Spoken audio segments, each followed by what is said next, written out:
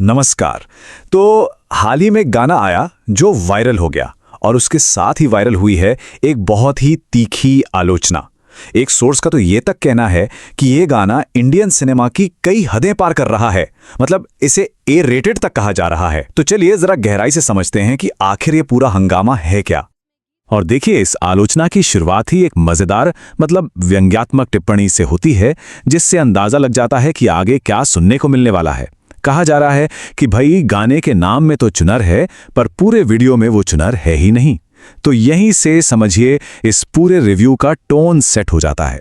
तो सवाल यही उठता है, और ये आलोचना का सबसे पहला और बड़ा पॉइंट भी है कि क्या ये गाना एडल्ट्स ओनली है।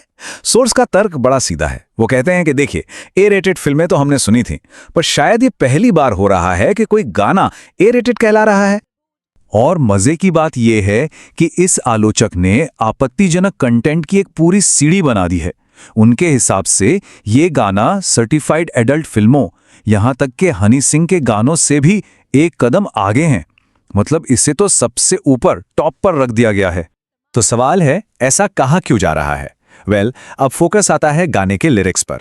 सोर्स का कहना है कि इसमें कोई डबल मीनिंग, कोई लाग लपेट है ही नहीं। ये तो एकदम सीधी बात, नो बकवास वाला केस है। कुछ छिपाने की कोशिश तक नहीं की गई है। अब ये गाने के उन बोलों का एक उदाहरण है जिन्हें सोर्स ने अपने तर्क के सबूत के तौर पर पेश किया है। आलोचक के मुताबिक ऐसे शब्दों के बाद किसी और सफाई की कोई गुंजाइश ही नहीं बचती। आलोचक का शौक इस लेवल का है कि वो गाने की कुछ लाइंस को दोहराने तक से मना कर देते हैं। सोर्स में कहा गया है कि कुछ शब्द इतने डायरेक्ट और आपत्तिजनक हैं कि उन्हें बोला भी नहीं जा सकता। यहां पे सोर्स का व्यंग्य एकदम पीक पर है। आलोचक मजाक में भविष्यवाणी करते हैं कि जब विवाद बढ़ेगा तो मेकर शायद ये कह देंगे कि अरे ये लिरिक्स तो शराब की बोतल के बारे में थे, लोगों ने इसका गलत मतलब निकाल लिया। अच्छा, तो लिरिक्स के बाद अब आलोचना का रुख मुड़ता है वीडियो के कोरियोग्राफी की तरफ, जिसमें दिखाए गए डांस मूव्स पर भी गंभीर सवाल उठाए गए हैं।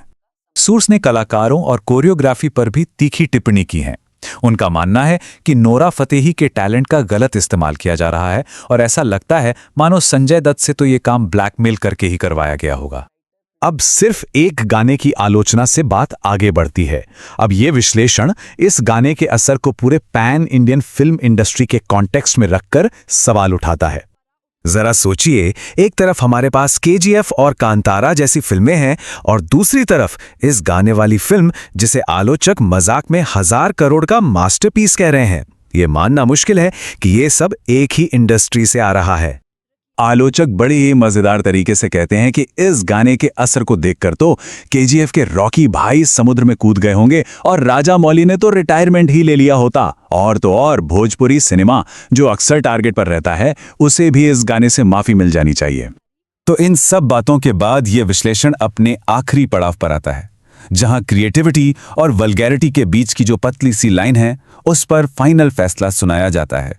सोर्स अपने विश्लेषण को खत्म करने के लिए एक बहुत ही पावरफुल लाइन का इस्तेमाल करता है।